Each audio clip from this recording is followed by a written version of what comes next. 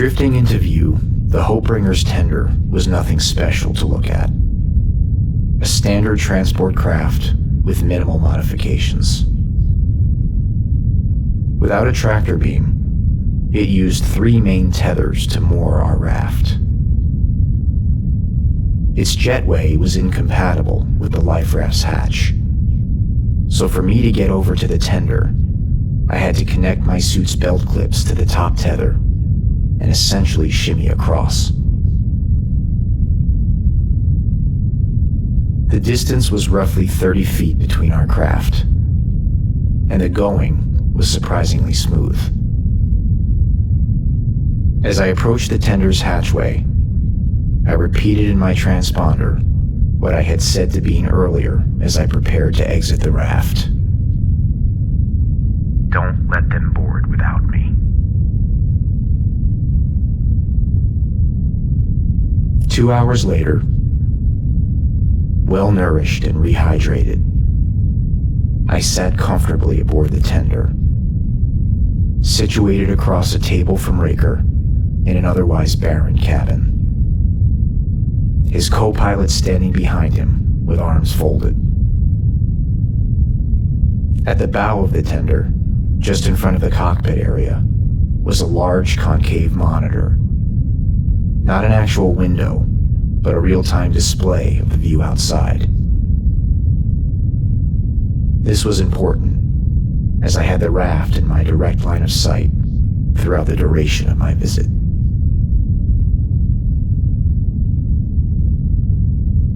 The co-pilot was a synthetic named Cyrus. Even in my compromised state, I knew from the moment I boarded the tender what it was.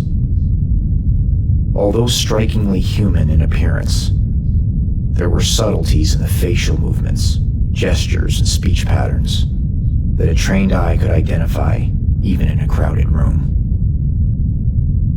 And I had a trained eye.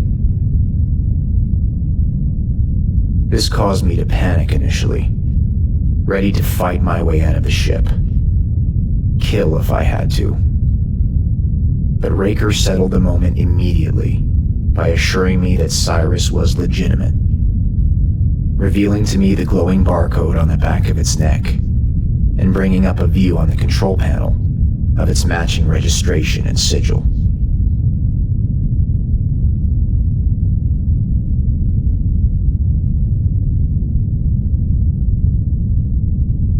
Over a decade ago, after the use of synthetics aboard stations was outlawed, most of the retired models were sold on the black market, since obtaining one legally became incredibly expensive and tightly regulated.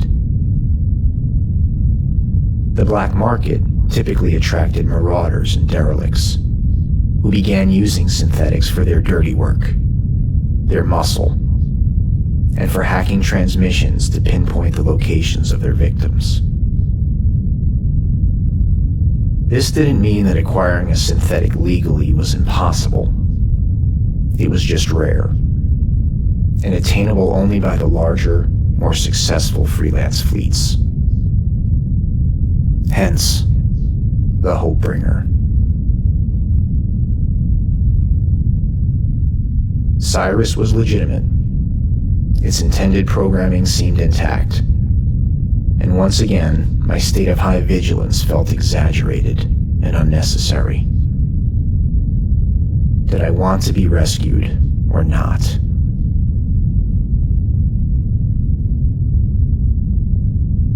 After our conversation about the Hopebringer's need for new pilots to support their rapidly expanding fleet, Raker assured me that even if they decided to move forward without me, he and his co-pilot would still equip the raft with a portion of their remaining rations, and a boost of O2 levels that might give me another week out here. They were professional, business-minded, yet compassionate.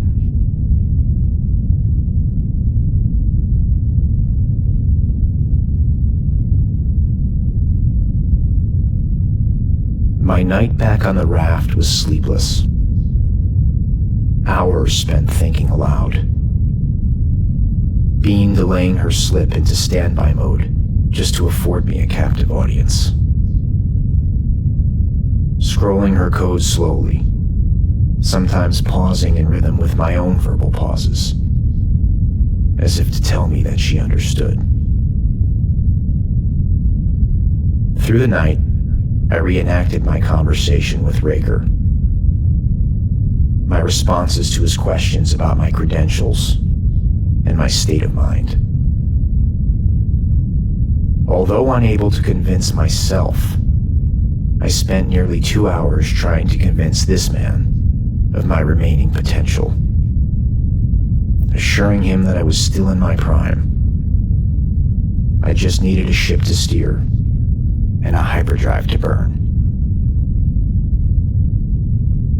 At the end of the conversation, I didn't know if I came across as genuine, desperate, or somewhere in between. Or if Raker saw me as my station did. Outdated. Replaceable. Expendable.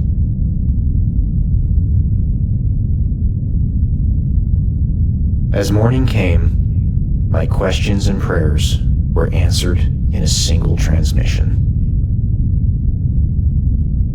Raker's congratulatory voice came through loud and clear on the transponder. I was to join their crew.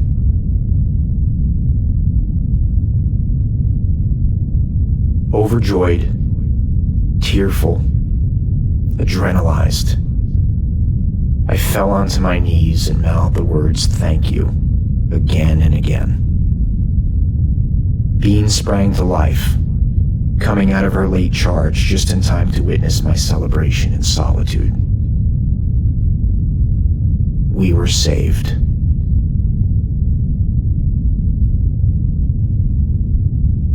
Raker assured me that we would bring the raft with us. The synthetic believed that the hyperdrive was salvageable at this stage, that Bean and the raft would be useful to the freelance fleet. I agreed completely, and within a half hour prepared for Raker and Cyrus to tether across and board.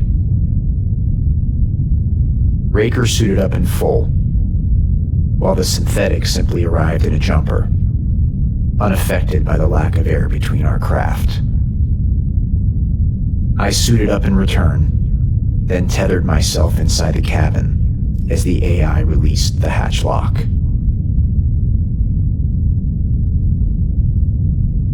For a while, they looked around the cabin, inspecting the overall condition of the interior, the modules, the accessible wiring, and the damage from our encounters.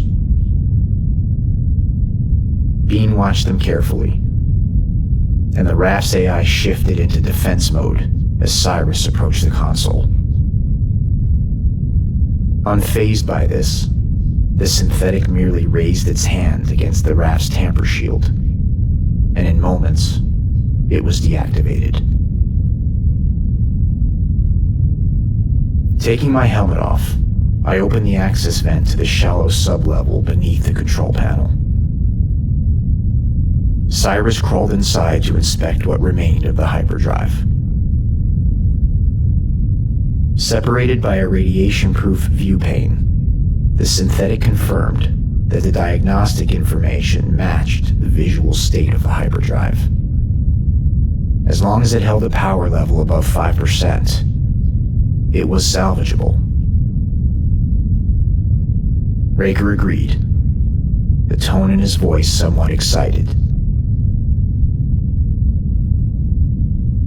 As Cyrus exited the vent, I turned around to tell Raker that I would place the raft in standby while we made our way back to the Hopebringer. Mid-sentence, pivoting my head across the starboard window view, I could see the tender next to us beginning to flicker a strange orange color, pixelating at the edges and distorting in horizontal waves.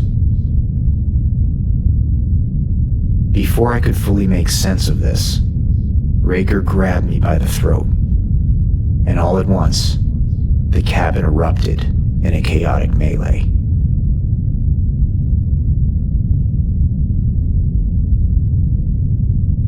My station only recently learned of the existence of the CHIMAERA-class strike vessel. This was the latest attempt by one of the more powerful and influential Marauder fleets to gain a seat at the table in the maddening race that ensued across the universe.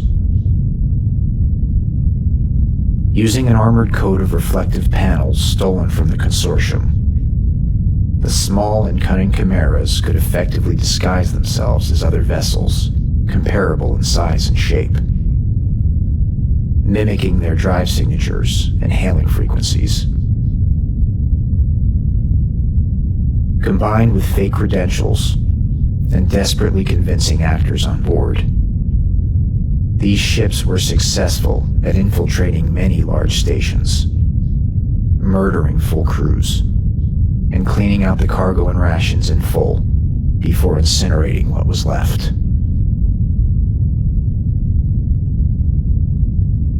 By the time that the warnings reached our station, most CHIMAERA vessels had been targeted and destroyed by the consortium. Only 5 or 6 remained in the entire cosmos, and I was now staring at one of them, outside my window, as its pilot tightened his chokehold. Space him, Raker shouted to the synthetic. Cyrus attempted to override the main console to open the raft's hatch, but the raft fought back. Reactivating its tamper shields and deploying its short-range tethers as melee weapons, the raft engaged in a struggle for power with its mechanized opponent.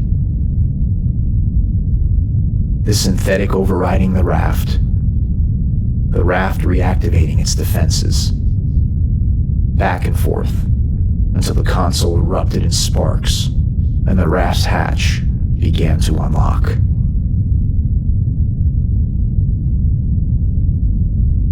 Weak but desperate, I began pounding my fists against Raker's visor with all my might until it began to crack.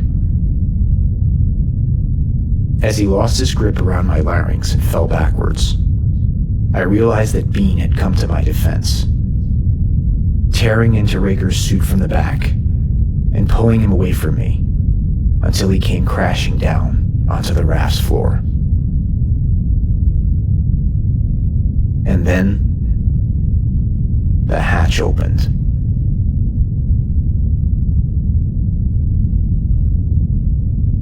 Immediately, the violent vacuum of space flooded the cabin,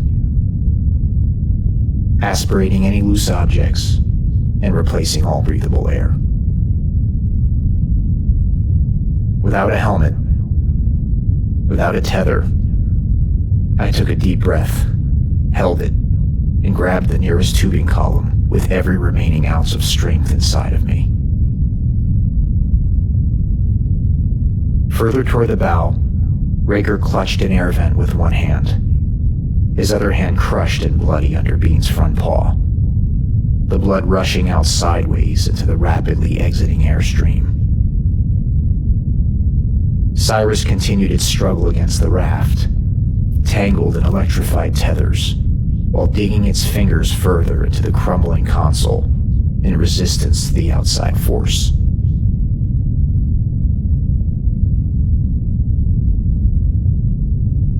As I attempted to pull myself further toward the tubing column, a small explosion came from the center of the control panel.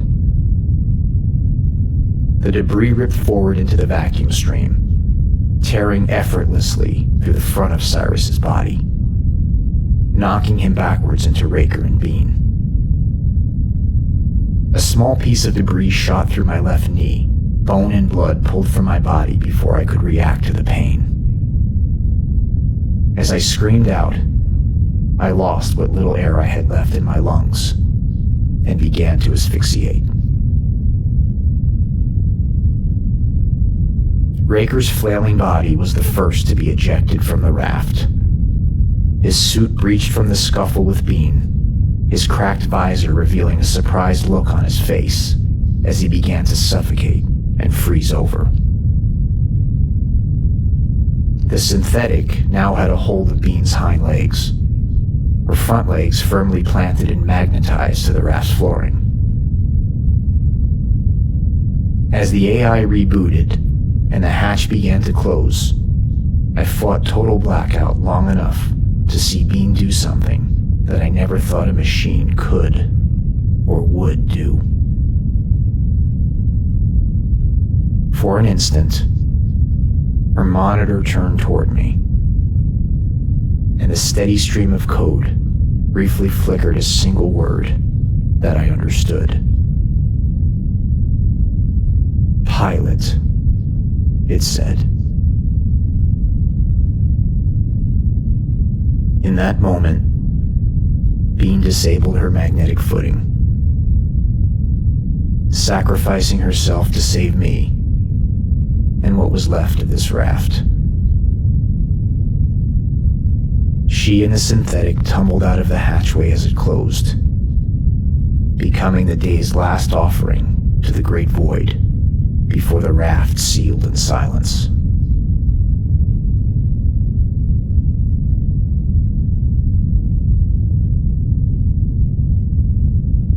A day later, here I sit, running another diagnostic as if it even matters anymore.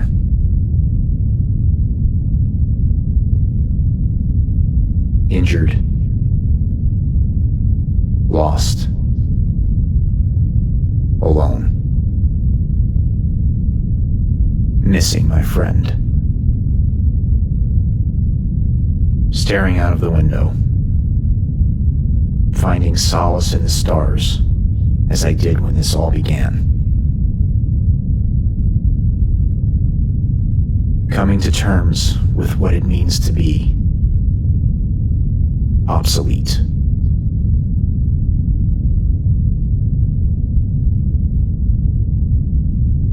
This is my chronicle for anyone out there receiving this transmission.